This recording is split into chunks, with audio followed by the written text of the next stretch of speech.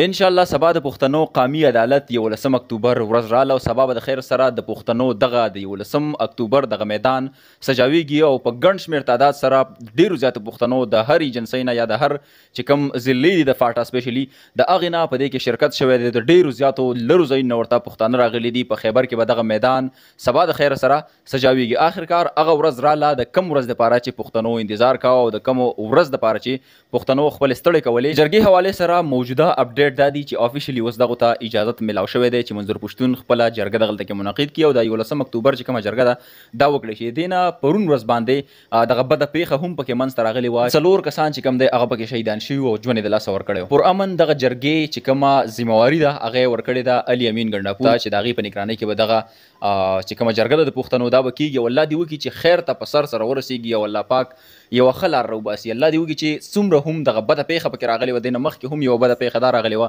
چې هغه ټینټونه سوځولې شوي بیا پکې په 13 ورځ دغه بده پیښه رااله.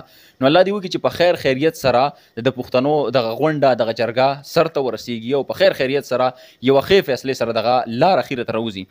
بله خبره دا ده چې که تاسو وګورئ د هر سړی خپل وس مطابق چې کوم دی په دې کې شرکت کوي.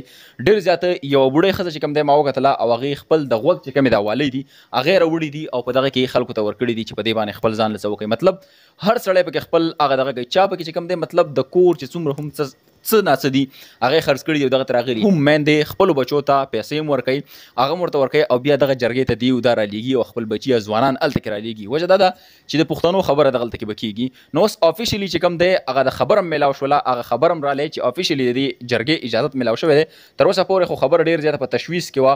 خلک یې ډېر زیات په ټینشن کې دا اچولي چې یاره څه به کېږي جرګه به کېږي که نه به کېږي. خو اوس افیشلي چې کوم دی دغه اجازت میلاو شوی دی. نو انشاءالله زموږ هم سبا اراده د خیر سره کوشش به کوو چې موږ په ټایم باندې دغه پنډال ته یا دغه د جرګې چې کوم ځای دی میدان دی دغه ته ځان ورسو او د دغه ځای چې کوم اپډیټ دي معلومات دي هغه تاسو سره هم کوشش زه کوم چې هغه تاسو سره شریک کړم. دعا کوئ چې الله پاک د خیر خیریت سره څه فیصله مخې ته راولي او هغه فیصله چې په هغه کې زموږ د ټولو لپاره خیر وي. ملاویږو نو ویډیو کې انشاءالله تر هغه وخته پورې مال راکړي اجازت د الله په امان.